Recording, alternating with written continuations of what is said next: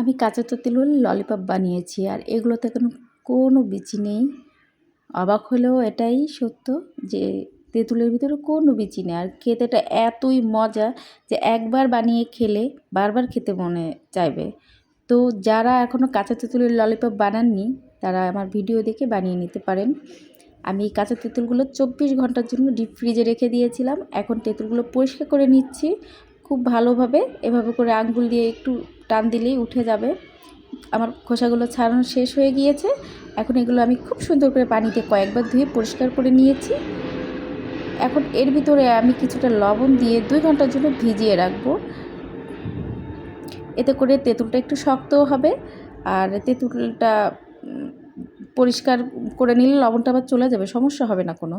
যাই হোক, আমি তেঁতুলটা খুব ভালোভাবে লবণ থেকে উঠিয়ে পরিষ্কার করে নিয়েছি কয়েকবার ধুয়ে। এখন আমি পাশ থেকে কেটে বিচিগুলো একটু সোচালো মোকালা ছুরি নিয়ে নিয়েছি যাতে করে বের করতে সুবিধা হয়। বের করে নিয়ে একটু চাপ দিয়ে মুখটা আবার বন্ধ করে দিয়েছি। পরিষ্কার করে আমি আবার ভালো করে ধুয়ে নিয়েছি যে কোনো অংশের জন্য লবণটা বেশি না থাকে। এখন আমি এই চিনি দিয়ে দিচ্ছি পরিমাণ মতো। চিনিটা দিয়ে আমি আবার কিছু সময় রেখে দেবো, ঘন্টাখানেক রেখে দিলে এই চিনি থেকে রস বের হবে এবং এই রসের ভিতরে তেঁতুলটা খুব সুন্দর ভিজে আছে। দেখেন একবার মনে হচ্ছে গরম গরম রসগোল্লা, তাই না? যাই হোক, আমি কিন্তু এক্সট্রা কোনো পানি দিয়ে শিরা তৈরি করব না। এই যে চিনি থেকে পানিটা বের হয়েছিল রাখার কারণ ওটাই ছিল।